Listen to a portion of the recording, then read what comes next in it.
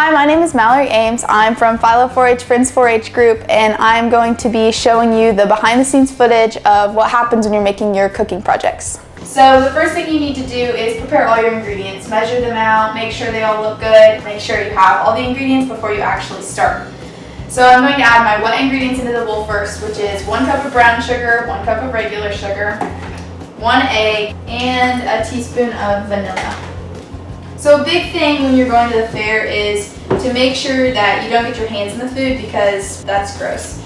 So make sure you wash your hands before you start and that you keep your hands out of the food and don't let your little brother stick his finger in it and try to eat it. So after you've incorporated all the wet ingredients, you're going to slowly add all of the dry ingredients, which is 1 1/4 cups of sifted flour and 1 teaspoon of baking powder and 1 teaspoon of baking soda. And just add it a little bit at a time, otherwise you will make a mess all over the kitchen, and I have a feeling Mom won't be too happy about that one. And if you're using a KitchenAid mixer, put a towel over the bowl and then you won't splatter it all over the place. Make sure you follow the recipe to the dot when you're preparing it for fair, because I'll never forget the year when I was making bread for the fair, and I'd made it so many times during the summer, but I'd always added apples to it because I didn't like just plain bread. And I got to make it to the fair and I added apples, and at 10:30 before the fair I had to go through and make it again because I couldn't add apples to the one that I had to show at the fair. So once you've incorporated all of your dry ingredients, you'll want to go through and add your oats.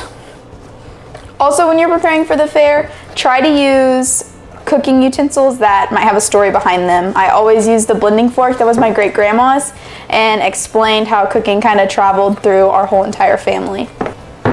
So once you somewhat get those incorporated in, you need to add your chocolate chips. Now when you're preparing for the fair, make sure you add exactly 1/2 cup of chocolate chips, but if you are making these just for the fun of it, add a little more. So once you've incorporated all your chocolate chips and your oats into a bowl, you're going to want to grease a cookie sheet and scoop them out with either a regular spoon that you would eat dinner with or a cookie scoop.